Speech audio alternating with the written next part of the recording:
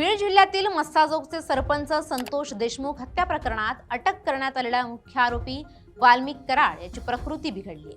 उपचारासाठी त्याला रुग्णालयात दाखल करण्यात आलंय।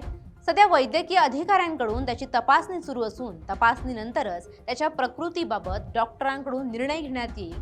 दरम्यान यापूर्वी अनेक वेळा वाल्मिकचा अर्ज फेटाळल्यामुळे त्याचा तुरुंगातील मुक्काम वाढलाय। वाल्मिक कराडची प्रकृती सध्या चिंताजनक असून त्याला उपचारासाठी जिल्हा रुग्णालयात दाखल करण्यात आलंय। वैद्यकीय तपासणी सध्या सुरू असून रुग्णालयात त्याच्यावर उपचार सुरू आहेत। आरोपी वाल्मिक कराडला अस्वस्थ वाटू लागल्यानं सकाळी मोठा पोलीस बंदोबस्तात त्याला रुग्णालयात दाखल करण्यात आलं। जिल्हा रुग्णालयातील डॉक्टरांकडून आरोपी वाल्मिक कराडच्या चाचण्यांसंदर्भात प्रक्रिया सुरू आहे।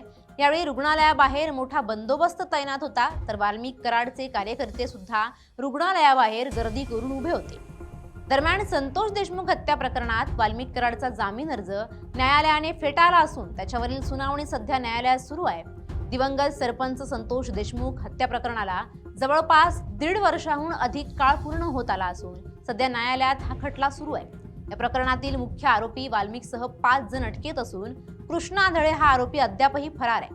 मात्र काही दिवसांपूर्वीच तो बीडमध्ये येऊन गेल्याचा आरोप दिवंगत संतोष देशमुख यांचे बंधू धनंजय देशमुख यांनी केला होता। वाल्मिक कराडची तुरुंगाबाहेर येण्यासाठी धडपड सुरू असून दिल्लीत सर्वोच्च न्यायालयात देखील वाल्मिक कराडचा जामीन अर्ज फेटाळण्यात आला। वाल्मिकने सातत्याने जामिनासाठी अर्ज केला होता, मात्र आधी सत्र न्यायालय, पुन्हा उच्च न्यायालय आणि आता सर्वोच्च न्यायालयाने देखील वाल्मिकचा जामीन अर्ज फेटाळला। त्यानंतर वाल्मिकच्या मुलानेही फेसबुक पोस्ट करत दुःख व्यक्त केलं होतं।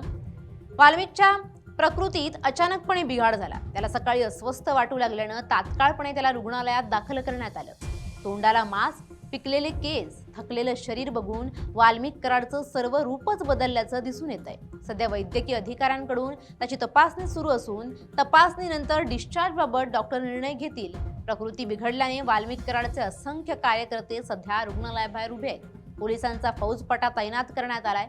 वाल्मिक कराडचे कार्यकर्ते गर्दी करत असल्यामुळे सध्या परिस्थिती नियंत्रणात आणली जाते। जवळपास 1.5 वर्षाहून अधिक काळ संतोष देशमुख यांच्या हत्येचा खटला न्यायालयात सुरू आहे।